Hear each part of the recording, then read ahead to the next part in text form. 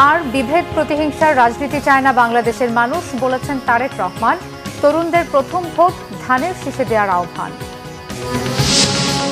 নতুন সংবিধান প্রণয়ন সহ নতুন বাংলাদেশের ২৪ দফা ইশতেহার ঘোষণা এনসিপির। জুলাইয়ের আকাঙ্ক্ষা বাস্তবায়নে তরুণ সমাজকে ঐক্যবদ্ধ হওয়ার আহ্বান। জুলাই গণহত্যায় শেখ হাসিনার সর্বোচ্চ শাস্তি মৃত্যুদণ্ড চায় রাষ্ট্রপক্ষ। সাক্ষ্য গ্রহণ শুরু। ফ্যাসিস্ট পতনে ১ দফার বর্ষপূর্তি আজ। বিমান বিধ্বস্তের ১২ দিন পর খুলেছে শোকাতুর মাইলস্টোন। শোক, দোয়া, স্মরণ সভা চলছে। ট্রমা কাটানোর কাউন্সিলিং।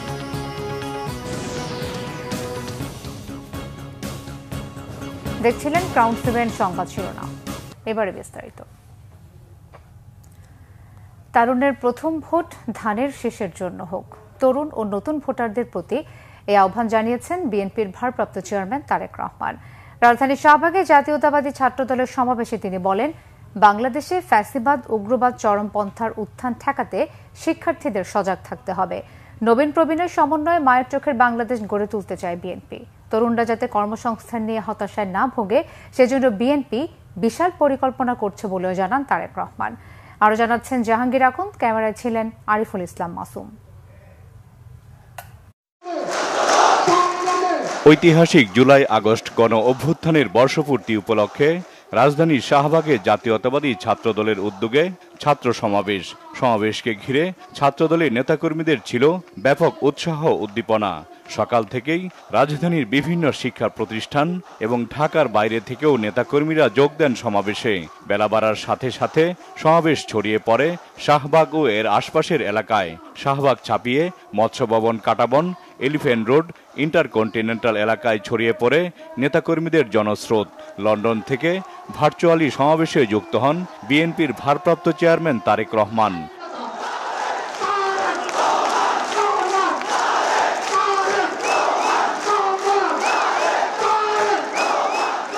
প্রধান অতিথির বক্তব্যে তারেক রহমান বলেন, আগামী দিনের বাংলাদেশ বিনির্মাণে ছাত্রদলের নেতাকর্মীদের সাহস ও সততা নিয়ে এগিয়ে যেতে হবে।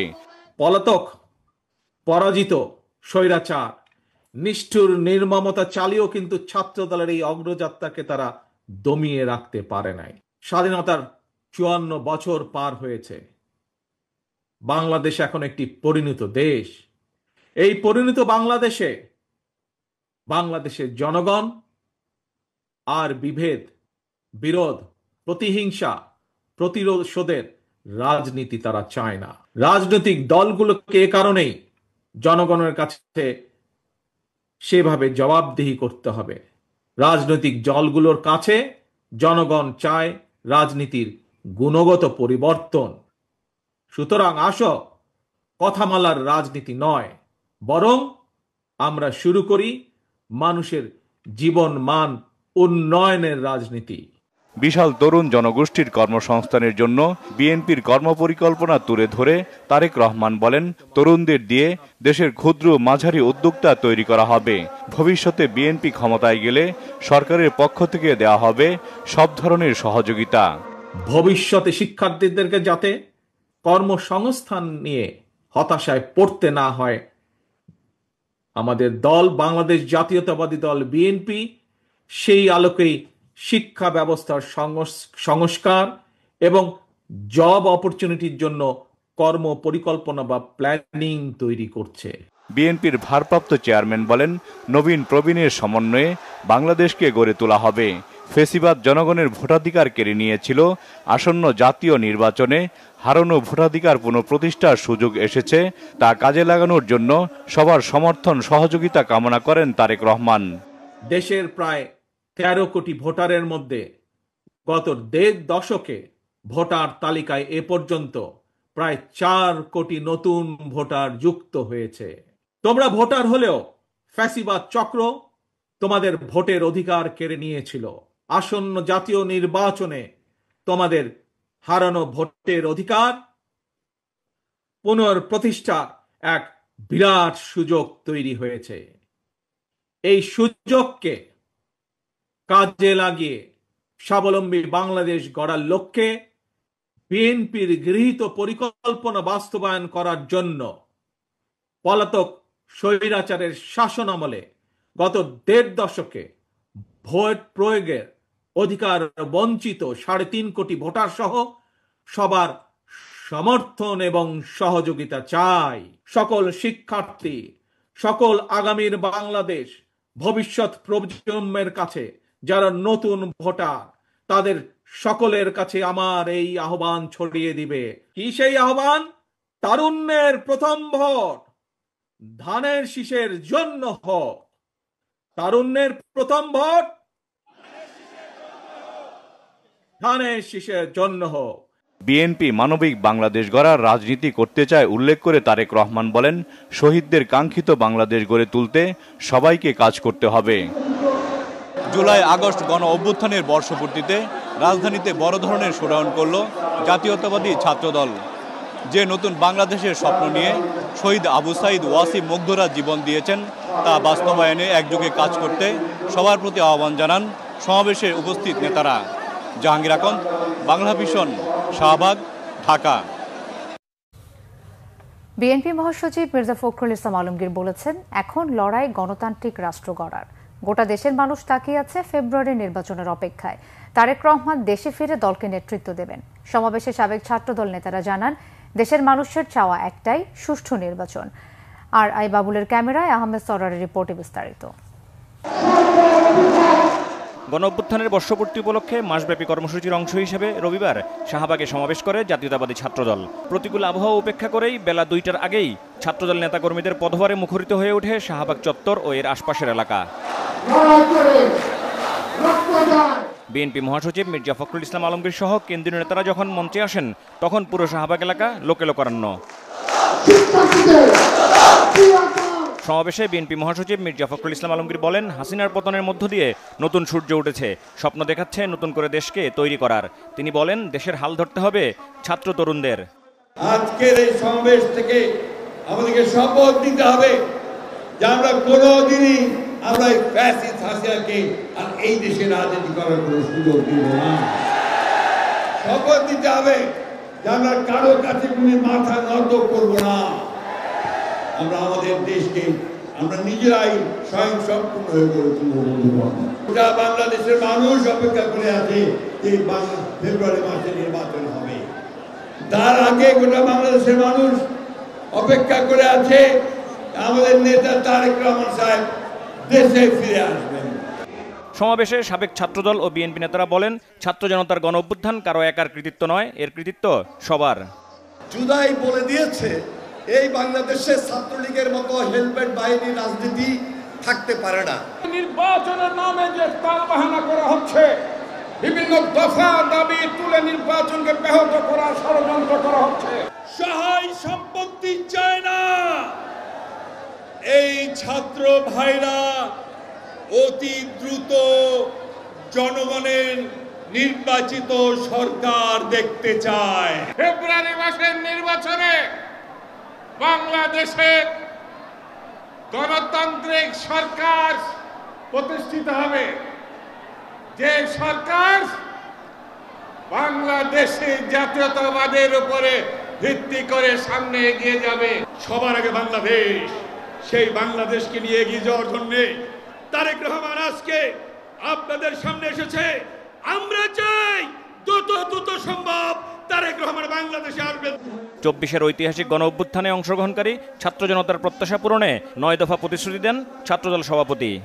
ক্যাম্পাসগুলোতে স্থিতিশীলতা রক্ষা এবং জুলাই আগস্টের গণ অভ্যুত্থানের এই চেতনাকে বুকে ধারণ করে আমরা ক্যাম্পাসগুলোতে শত উস্কানি, শত ষড়যন্ত্র, শত মাপতন্ত্রকে আমরা মোকাবেলা করে চলেছি। সত্যিকার গণতান্ত্রিক বাংলাদেশ গঠনে মত প্রকাশের স্বাধীনতা, মানবাধিকার, ভোটাধিকার ও গণতান্ত্রিক প্রতিষ্ঠানের স্বাধীনতা ও সক্রিয়তা নিশ্চিতে ছাত্রদল আপামর ছাত্র জনতাকে নিয়ে নিরন্তর কাজ করে যাবে বলে প্রতিশ্রুতি দেওয়া হয় সমাবেশে। আহমেদ সরওয়ার, বাংলা ভিশন, ঢাকা। নতুন সংবিধান ও সেকেন্ড রিপাবলিক, জুলাই অভ্যুত্থানের স্বীকৃতি ও বিচার এবং গণতন্ত্র ও রাষ্ট্রীয় প্রতিষ্ঠানের সংস্কার সহ কেন্দ্রীয় শহীদ মিনারে 24 দফা ইশতেহার ঘোষণা করেছেন জাতীয় নাগরিক পার্টি এনসিপির আহ্বায়ক নাহিদ ইসলাম। জুলাইয়ের আকাঙ্ক্ষা পূরণে আমাদের এই নতুন সংবিধান একনায়কতন্ত্র, পরিবারতন্ত্র, ফ্যাসিবাদী কাঠামোর বিলোপ করে একটি বৈষম্যহীন গণতান্ত্রিক অন্তর্ভুক্তিমূলক ও জনকল্যাণমুখী রিপাবলিক গঠন করবে। আমাদের এই নতুন রাষ্ট্র ব্যক্তির জীবন জীবিকা মর্যাদা অধিকার সংরক্ষণ করবে। এই নতুন সংবিধান আমাদের রাষ্ট্রের আইন বিচার ও নির্বাহী বিভাগের মধ্যে ক্ষমতার সুনির্দিষ্ট বিভাজন ও ভারসাম্য নিশ্চিত করবে। আমরা জুলাই ঘোষণাপত্র জুলাই সদনের সাংবিধানিক স্বীকৃতি নিশ্চিত করব। আমাদের দ্বিতীয় দফাটি হচ্ছে জুলাই গণঅভ্যুত্থানের স্বীকৃতি ও বিচার। জুলাইয়ের আকাঙ্ক্ষা বাস্তবায়নের মধ্য দিয়ে নতুন বাংলাদেশ বিনির্মাণে তরুণ সমাজকে ঐক্যবদ্ধ হওয়ার আহ্বান জানিয়েছেন এনসিপি নেতারা। তারা বলেন, জুলাই সনদ ও ঘোষণাপত্র বাস্তবায়নে এনসিপি অঙ্গীকারবদ্ধ। এ সময় জনগণকে প্রহরীর মতো সজাগ থাকার আহ্বান জানান তারা। কেন্দ্রীয় শহীদ মিনারে এনসিপির সমাবেশ থেকে এই আহ্বান জানানো হয়। নাবিল জাহাঙ্গীরের রিপোর্ট, ক্যামেরায় ছিলেন জাহাঙ্গীর আলম। ফ্যাসিবাদ পতনের এক দফা ঘোষণার বর্ষপূর্তি, আবারও কেন্দ্রীয় শহীদ মিনারে জুলাই আন্দোলনের সম্মুখ সারির নেতারা। তাদেরই হাতে গড়া জাতীয় নাগরিক পার্টির পক্ষ থেকে নতুন বাংলাদেশের ইস্তেহার ঘোষণায় এই সমাবেশ। বক্তব্যে ভবিষ্যৎ বাংলাদেশ নিয়ে জুলাইয়ের আকাঙ্ক্ষা বাস্তবায়নের কর্মপরিকল্পনা তুলে ধরেন এনসিপির নেতারা। বিশ্বের যে জায়গায় নিপীড়িত মানুষ হয়েছে তাদের সাথে আমাদের পররাষ্ট্রনীতির প্রথম ধাপ সংযোগ হবে। আমরা সকলের জন্য সার্বজনীন শিক্ষা ব্যবস্থা আনবো, এই প্রতিজ্ঞা আপনাদের সামনে করছি। তো এই দেশের 18 কোটি মানুষের অধিকার এখনো প্রতিষ্ঠিত হয়নি। দলীয় নেতাকর্মীদের নানা জায়গায় ভয়ভীতি দেখানো হচ্ছে অভিযোগ করে হাসনাত আব্দুল্লাহ বলেন, প্রতিপক্ষকে রাজনৈতিকভাবে মোকাবেলা করতে প্রস্তুত আছে এনসিপি। কেউ যদি ভয় দেখায়, কেউ যদি হুমকি দেয়, আপনারা কিছু হচ্ছেন না। টেকনাফ থেকে তেঁতুলিয়া, রূপসা থেকে পাথুরিয়া, এনসিপির একটা নেতা কর্মীর দিকে যদি কেউ চোখ তুলে তাকায়, আমরা তাকে রাজনৈতিকভাবে মোকাবেলা করব। ভবিষ্যৎ বাংলাদেশে কোনো জঙ্গি গোষ্ঠী বা জঙ্গি নাটকের জায়গা হবে না বলে হুঁশিয়ার করেন সার্জিস আলম।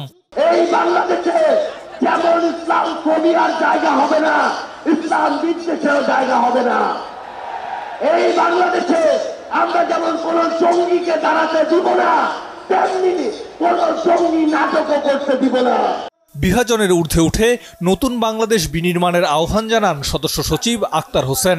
বলেন, জুলাই সনদ ও ঘোষণাপত্র বাস্তবায়নে প্রতিজ্ঞাবদ্ধ এনসিপি। জুলাই সনদকে কোন কাগজে বাঁধে আমরা পরিণত হতে দেব না। জুলাই সনদ এবং জুলাই ঘোষণাপত্র যাতে বাংলাদেশে বাস্তবায়ন করতে হয়, সেই কারণে বাংলাদেশের প্রত্যেকটা জনগণকে পাহারাদারের ভূমিকায় সজাগ দৃষ্টি রাখতে হবে। নতুন বাংলাদেশ বিনির্মাণে এনসিপি নেতাদের এই আহ্বান তরুণদের রাজনীতি এবং ভোটারদেরকে কতটা প্রভাবিত করবে, নির্বাচনকে সামনে রেখে এটি এখন সবথেকে বড় প্রশ্ন। নাবিল জাহাঙ্গীর, বাংলা ভিশন, ঢাকা। রাজধানীর মানিক মিয়া এভিনিউতে 5 আগস্ট বিকেল 5টায় জুলাই ঘোষণাপত্র পাঠ করা হবে। প্রধান উপদেষ্টার ভেরিফাইড ফেসবুক পেজে দেয়া এক পোস্টে এই তথ্য জানানো হয়েছে। এতে বলা হয়, ৩৬ জুলাই গত বছর এই দিনে পৃথিবী দেখেছিল এক অভাবনীয় গণ অভ্যুত্থান, যার ফলে বাংলাদেশ থেকে পালিয়েছে ফ্যাসিস্ট। বহু শহীদের রক্ত ও যোদ্ধাদের ত্যাগের পথ ধরে পুরো বাংলাদেশ এক হয়েছিল। পথে পথে ছিল উল্লাসমুখর জনতার জোয়ার। বাংলাদেশের বহু রাস্তায় আবেগাপ্লুত মানুষ সৃষ্টিকর্তাকে ধন্যবাদ জানাচ্ছিলেন। এক বছর পর আবারও ফিরে এসেছে ৩৬ জুলাই। এই দিনেই ঘোষিত হচ্ছে জাতির আকাঙ্ক্ষিত জুলাই ঘোষণাপত্র। এই উপলক্ষে সারাদিনব্যাপী আয়োজন থাকছে মানিক মিয়া এভিনিউতে। অনুষ্ঠান শুরু হবে বেলা 11টায়। নানা অনুষ্ঠানের ধারাবাহিকতায় বিকেল 5টায় ঐতিহাসিক জুলাই ঘোষণাপত্র পাঠ করা হবে। অনুষ্ঠানের সবশেষ আয়োজন হিসেবে রাত 8টায় থাকছে আর্টসেলের গান। বিএনপি সহ গুরুত্বপূর্ণ রাজনৈতিক দলগুলোর মতামত নিয়ে জুলাই ঘোষণাপত্র চূড়ান্ত করেছে অন্তর্বর্তী সরকার। এই ঘোষণাপত্রের রাষ্ট্রীয় ও সাংবিধানিক স্বীকৃতির বিষয়ে গুরুত্বপূর্ণ দলগুলো রাজি হয়েছে। দেশপ্রেমিক, মেধাবী, দক্ষ ও যোগ্যদের বাছাই করতে নৌবাহিনী ও বিমান বাহিনীর নেতৃত্বে নির্বাচনী পর্ষদকে নির্দেশ দিয়েছেন প্রধান উপদেষ্টা ডক্টর মোহাম্মদ ইউনূস। তিনি আশা করেন, দেশের সংবিধান সমুন্নত রেখে যে কোনো রাষ্ট্রীয় সংকটে এবং দুর্যোগে আর্তমানবতার সেবা জনগণের পাশে দাঁড়ানোর ধারা ভবিষ্যতেও অব্যাহত রাখবে। সকালে নৌবাহিনী সদর দপ্তরে নৌবাহিনী ও বিমান বাহিনীর নির্বাচনী পর্ষদ 2025-এর আনুষ্ঠানিক উদ্বোধন করে প্রধান উপদেষ্টা এমন মন্তব্য করেন। অনুষ্ঠানের শুরুতে 1 মিনিট নীরবতা পালন করা হয় মাইলস্টোন স্কুল অ্যান্ড কলেজে সংগঠিত মর্মান্তিক বিমান দুর্ঘটনায় নিহতদের স্মরণে। প্রধান উপদেষ্টা ৭১ মহান মুক্তিযুদ্ধে আত্মোৎসর্গকারী সশস্ত্র বাহিনীর বীর সদস্য, সকল শ্রেণী পেশার মুক্তিকামী বীর মুক্তিযোদ্ধা এবং ২০২৪ সালের জুলাই আগস্ট মাসে ছাত্র জনতার গণঅভ্যুত্থানে আত্মত্যাগকারী শহীদদের শ্রদ্ধার সাথে স্মরণ করেন। গণঅভ্যুত্থান পরবর্তী দেশের নিরাপত্তা সংকটে দেশের মানুষের পাশে দাঁড়িয়ে আইনশৃঙ্খলা নিয়ন্ত্রণ, দেশ গঠনে উন্নয়ন ও সেবামূলক কাজের মাধ্যমে আস্থা অর্জন করায় নৌবাহিনী ও বিমান বাহিনীর সদস্যদের অভিনন্দন জানান তিনি।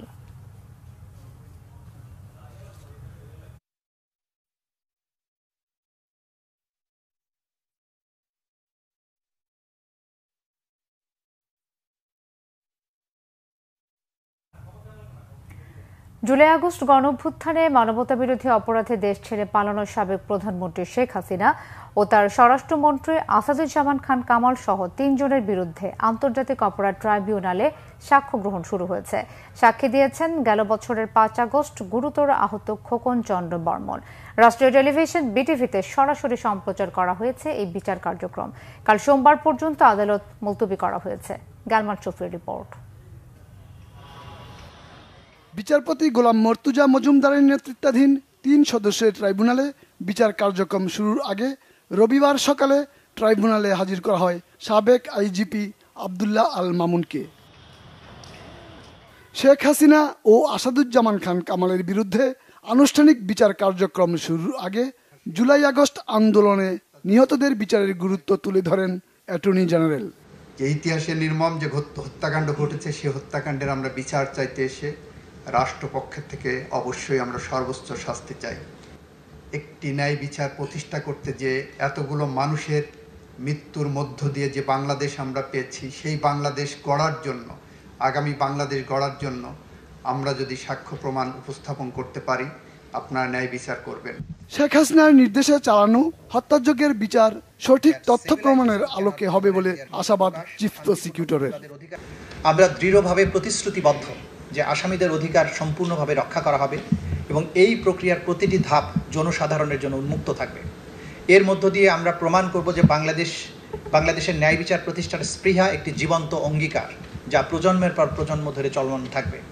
সূচনা বক্তব্যের পর এই মামলায় প্রথম সাক্ষী আহত মাইক্রোবাস চালক খোকন চন্দ্র বর্মনকে জেরা করেন শেখ হাসিনা ও আসাদুজ্জামান খান কামালের পক্ষে রাষ্ট্র নিযুক্ত আইনজীবী। সেখানে আমি বলেছি যে ছাত্র জনতা তাদের দেশীয় অস্ত্র এবং আগ্নেয়াস্ত্র ব্যবহার করেছে পুলিশদের উপরে। সেই ছোড়াগুলিতেই এখানকার ছাত্র জনতা যারা নিহত আহত হয়েছে সেইখানেই তারা মৃত্যুবরণ করেছেন, এটা আমি বলেছি। গালমান শফি, বাংলা ভিশন, ঢাকা। দফা 1 দাবি 1, শেখ হাসিনার পদত্যাগ। এই স্লোগানের মধ্য দিয়ে 2024-এর 3 আগস্ট সরকার পতনের ডাক দেয় শিক্ষার্থী ও সাধারণ জনতা। কেন্দ্রীয় শহীদ মিনারের লাখো মানুষের সমাবেশে সরকারের পতনের ডাক দেয়া হয়। শেখ হাসিনা সরকারের আলোচনার প্রস্তাব প্রত্যাখ্যান করে শিক্ষার্থীরা। দেশের বিভিন্ন জেলায় ছাত্র জনতার উপর হামলা করে আওয়ামী লীগ, ছাত্রলীগ সহ অঙ্গ সংগঠনের নেতাকর্মীরা। আইনশৃঙ্খলা বাহিনীর সাথেও সংঘর্ষ হয় আন্দোলনকারীদের। রিপোর্ট রিশান নাসরুল্লাহর।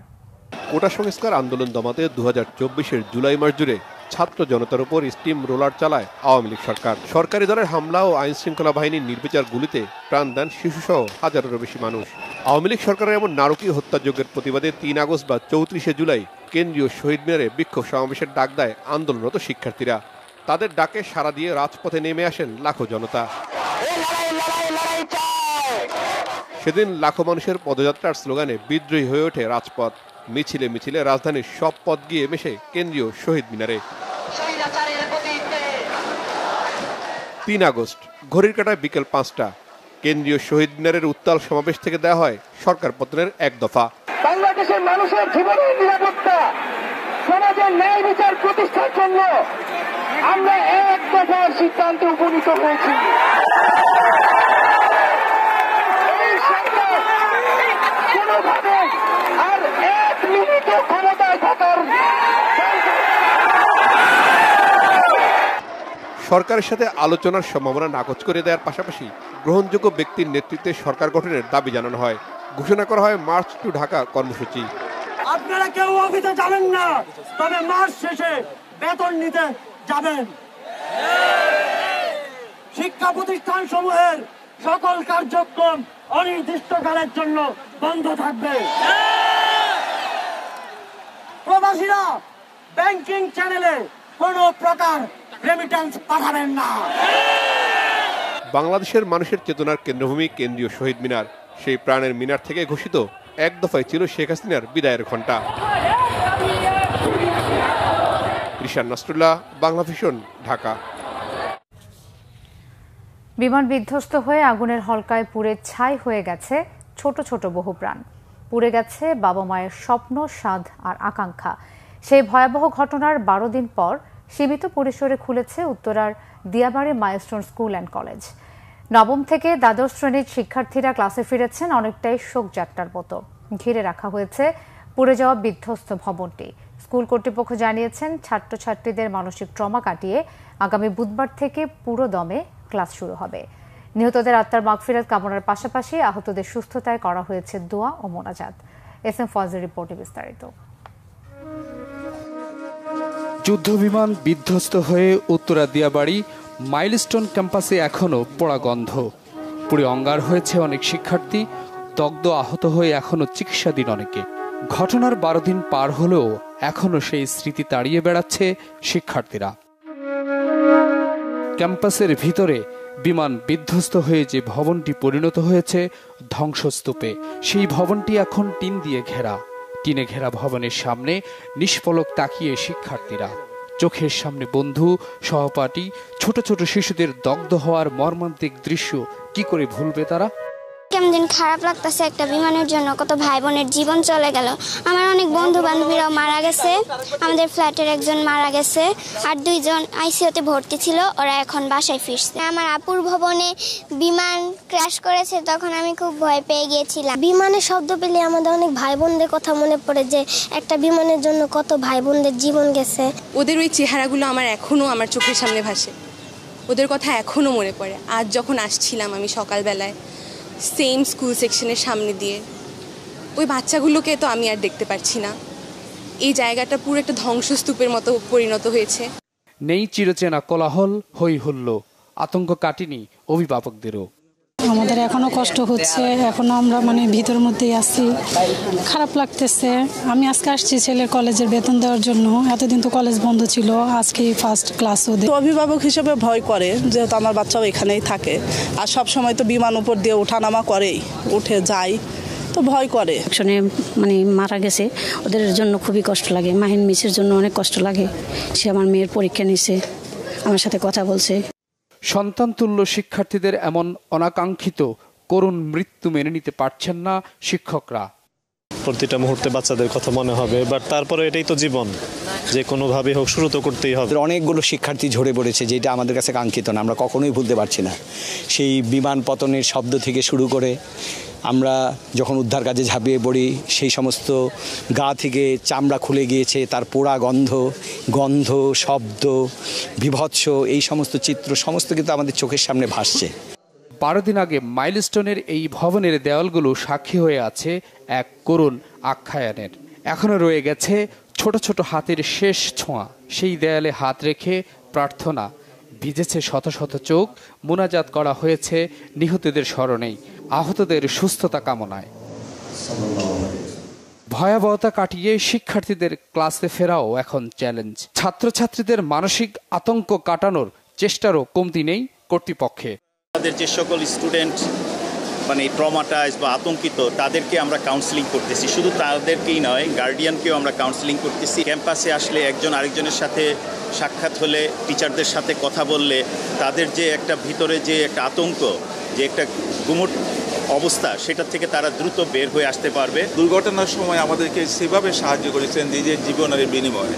আপনারা দেখেছেন যে অনেক আর্মি পিপল, প্রায় 11 জন আহত হয়েছে, এখনও হসপিটালে ভর্তি আছে, এবং ফায়ার ব্রিগেডেরও কয়েকজন আহত হয়েছে। আকাশে যখন বিমান উড়ে যায়, সেই শব্দ এখনও আতঙ্কিত করে তোলে শিক্ষার্থী, অভিভাবকদের। এসএম ফয়েজ, বাংলা ভিশন, ঢাকা। গাজীপুরের পুবাইলে একটি বাসায় গ্যাস লাইন লিকেজ থেকে বিস্ফোরণের ঘটনায় দগ্ধ হয়ে 4 মাসের এক শিশুর মৃত্যু হয়েছে। আশঙ্কাজনক অবস্থায় শিশুটির মা বাবা হাসপাতালে চিকিৎসাধীন। ভোরে মীরের বাজার এলাকায় বিস্ফোরণের ঘটনাটি ঘটে। বিস্ফোরণের পর দগ্ধ 3 জনকে উদ্ধার করে ঢাকায় জাতীয় বার্ন ও প্লাস্টিক সার্জারি ইনস্টিটিউটের জরুরি বিভাগে নিয়ে আসা হয়। কর্তব্যরত চিকিৎসক 4 মাসের শিশু রায়হানকে মৃত ঘোষণা করেন। স্থানীয়রা জানান, ভাড়াটিয়া এই দম্পতি গতকালই এই বাসায় উঠেছেন। ভোর 4:30টার দিকে রান্নাঘরে যান শিশুটির মা। চুলায় আগুন ধরাতে গেলে বিস্ফোরণ ঘটে। চিকিৎসকরা জানান, শিশুটির বাবা মোহাম্মদ রিপনের শরীরের 80% এবং মা হাফিজা আক্তারের শরীরের 70% পুড়ে গেছে। দুজনের অবস্থায় আশঙ্কাজনক। এদিকে গাজীপুরের শ্রীপুরে ঘরের ভেতর তালাবদ্ধ করে স্ত্রীকে পুড়িয়ে মারার অভিযোগ উঠেছে স্বামীর বিরুদ্ধে। গতকাল রাত 2:30টার দিকে উপজেলার মাওনা ইউনিয়নের ইদ্রবপুর গ্রামে এই ঘটনা ঘটে। সকালে খবর পেয়ে ঘটনাস্থল থেকে গৃহবধূর পোড়া মরদেহ উদ্ধার করে পুলিশ। নিহত গৃহবধূ মারুফা আক্তার স্থানীয় ওষুধের দোকানের মালিক মিজানুর রহমানের স্ত্রী। এই ঘটনার পর থেকে স্বামী পলাতক। স্থানীয়রা জানায়, স্ত্রীকে ঘরে তালাবদ্ধ করে পেট্রোল ঢেলে আগুন দিয়ে মৃত্যু নিশ্চিত করে পালিয়ে যায় ঘাতক স্বামী। অন্তর্বর্তী সরকারের সময়কালে সাংবাদিকদের বেতন স্কেল নবম ওয়েজ বোর্ড অনুযায়ী বাস্তবায়ন করার আশা প্রকাশ করেছেন তথ্য উপদেষ্টা মাহফুজ আলম। রবিবার বিকেলে তথ্য ভবনে জুলাই গণঅভ্যুত্থানে আহত সাংবাদিকদের স্বীকৃতি ও সম্মাননা প্রদান অনুষ্ঠানে তিনি একথা বলেন। তিনি জানান, সাংবাদিকদের সুরক্ষা আইন করার চেষ্টা চলমান রাখার পাশাপাশি সাংবাদিকদের চাকরির নিরাপত্তা নিশ্চিতের বিষয়েও কাজ করছে সরকার। জুলাই আন্দোলনের মধ্য দিয়ে যে পরিবর্তন শুরু হয়েছে তা অব্যাহত থাকলে আগামীতে পরিবর্তিত বাংলাদেশ নির্মাণ সম্ভব বলে আশাবাদ ব্যক্ত করেন তিনি। অনুষ্ঠানে উপস্থিত ছিলেন জুলাই গণঅভ্যুত্থানে নিহত সাংবাদিকদের স্বজনরা।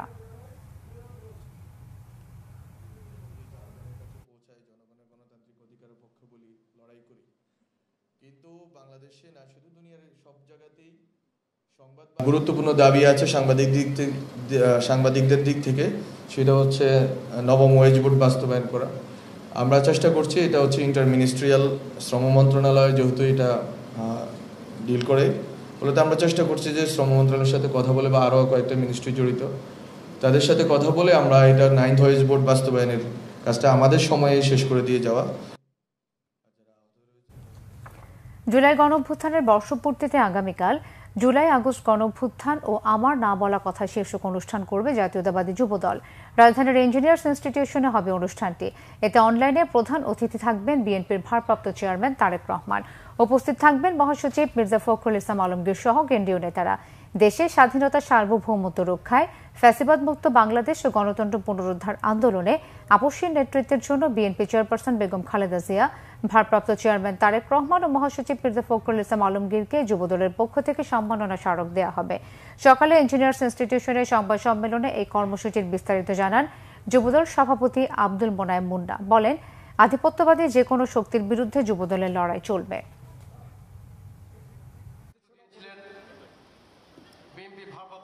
দেশের স্বাধীনতা সার্বভৌমত্ব রক্ষায়, ফ্যাসিবাদ মুক্ত বাংলাদেশ ও গণতন্ত্র পুনরুদ্ধার আন্দোলনে আপসীর নেতৃত্ব দেওয়ায় সাবেক প্রধানমন্ত্রী বিএনপির চেয়ারপারসন দেশনেত্রী বেগম খালেদা জিয়াকে সম্মাননা স্মারক প্রদান করবে বাংলাদেশ জাতীয়তাবাদী যুবদল। দৈনিক আমার দেশ পত্রিকার সম্পাদক ডক্টর মাহমুদুর রহমান বলেছেন, বাংলাদেশে ফ্যাসিবাদী শাসন প্রতিষ্ঠায় বিচার বিভাগ ছিল প্রধান হাতিয়ার। জুডিশিয়ারি ব্যবহার করে তৈরি হয়েছে ফ্যাসিবাদী রাষ্ট্র ব্যবস্থা। মুন্সিগঞ্জের ঐতিহ্যবাহী সরকারি হর গঙ্গা কলেজের অডিটোরিয়ামে আলোচনা সভায় প্রধান অতিথির বক্তব্যে তিনি একথা বলেন। তিনি বলেন, এই ফ্যাসিবাদের সংখ্যাগরিষ্ঠ জনগণকে জনশত্রু হিসেবে চিহ্নিত করা হয়েছিল, যা ছিল ইতিহাসে বিরল। তিনি আরও বলেন, সরকার চালায় রাজনৈতিক ফোর্স, রাজনৈতিক দলই রাষ্ট্র চালাবে। এটা হলো একটি গণতান্ত্রিক নিয়ম। রাষ্ট্র একটি অনির্বাচিত সরকার দীর্ঘদিন চালাতে পারে না। কয়েকদিন পর বর্তমান সরকারের 1 বছর পূর্ণ হবে। এই সরকারের হাতে 6 থেকে 7 মাস সময় আছে। নতুন যে সরকার আসবে সেই সরকারের কাছে জনগণের প্রত্যাশার কথা বলতে হবে, কারণ রাজনৈতিক দলই দীর্ঘদিন ক্ষমতায় থাকবে বলেও তিনি মন্তব্য করেন। আয়কর রিটার্ন অনলাইনে জমা দেওয়া বাধ্যতামূলক করল সরকার। আজ জাতীয় রাজস্ব বোর্ডের চেয়ারম্যান আব্দুর রহমান খানের সই করা এই সংক্রান্ত একটি বিশেষ আদেশ জারি করেছে এনবিআর। তবে প্রবাসী বাংলাদেশি 65 বছর বা ততোর্ধ্ব বয়সের প্রবীণ ব্যক্তি, সনদপত্র দাখিল সাপেক্ষে শারীরিকভাবে অক্ষম বা বিশেষ চাহিদা সম্পন্ন ব্যক্তি ও মৃত করদাতার পক্ষে আইনগত প্রতিনিধি এই নিয়মের বাইরে থাকবেন। তবে চাইলে এই 4 শ্রেণীর করদাতা অনলাইনে রিটার্ন জমা দিতে পারবেন।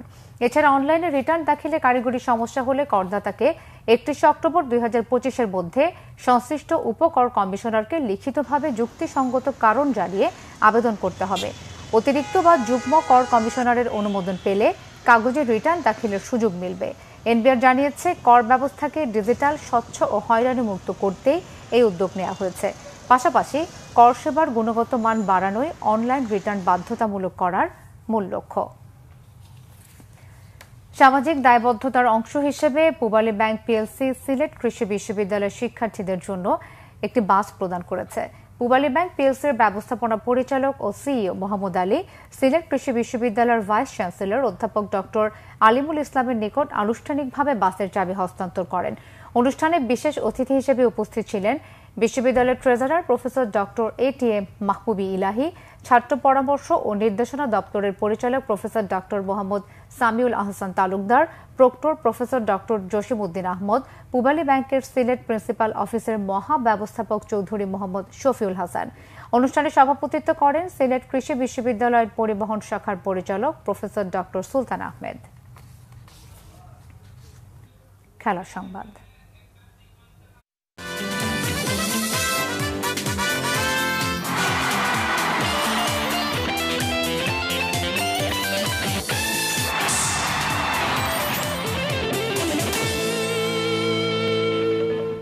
হকি।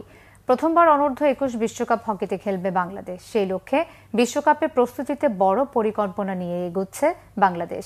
হকি ফেডারেশনের সাধারণ সম্পাদক অবসরপ্রাপ্ত লেফটেন্যান্ট কর্নেল রিয়াজুল হাসান জানিয়েছেন, সেপ্টেম্বরে পাকিস্তানে 4টি এবং অক্টোবরে জার্মানি ও নেদারল্যান্ডসে 6টি প্রস্তুতি ম্যাচ খেলার চেষ্টা করছেন তারা। বিশ্বকাপের জন্য ডাচ কোচ সিগফ্রাইড আইকম্যানকে 4 মাসের জন্য দায়িত্ব দিয়েছে বাংলাদেশ। বিশ্বকাপ বাংলাদেশের লক্ষ্য নির্ধারণে আইকম্যান জানিয়েছেন, অনূর্ধ্ব 21 বিশ্বকাপ হকিতে বাংলাদেশকে খেলতে হবে অস্ট্রেলিয়া, ফ্রান্স ও কোরিয়ার মতো শক্তিশালী দলের বিপক্ষে। গ্রুপে সবচেয়ে দুর্বল দল হওয়ায় বাস্তবতার নিরিখে পরবর্তী রাউন্ডে যাওয়া বাংলাদেশের জন্য কঠিন। সেজন্য এই দলগুলোর বিপক্ষে সর্বোচ্চ লড়াই ও প্রতিদ্বন্দ্বিতা গড়ে তোলাই হবে বাংলাদেশের জন্য সফলতা। 28 নভেম্বর থেকে 10 ডিসেম্বর চেন্নাই ও মাদুরাইয়ে হবে বিশ্বকাপ। এই আসরের জন্য স্থানীয় কোচ আশিকুজ্জামান ও মশিউর রহমান বিপ্লবের অধীনে 40 জন খেলোয়াড় নিয়ে ক্যাম্প শুরু হয়েছে।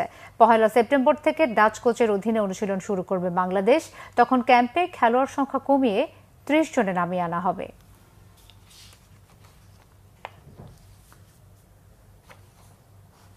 সংবাদ শেষ করব ক্রাউন 7 শিরোনামগুলো আর একবার জানিয়ে।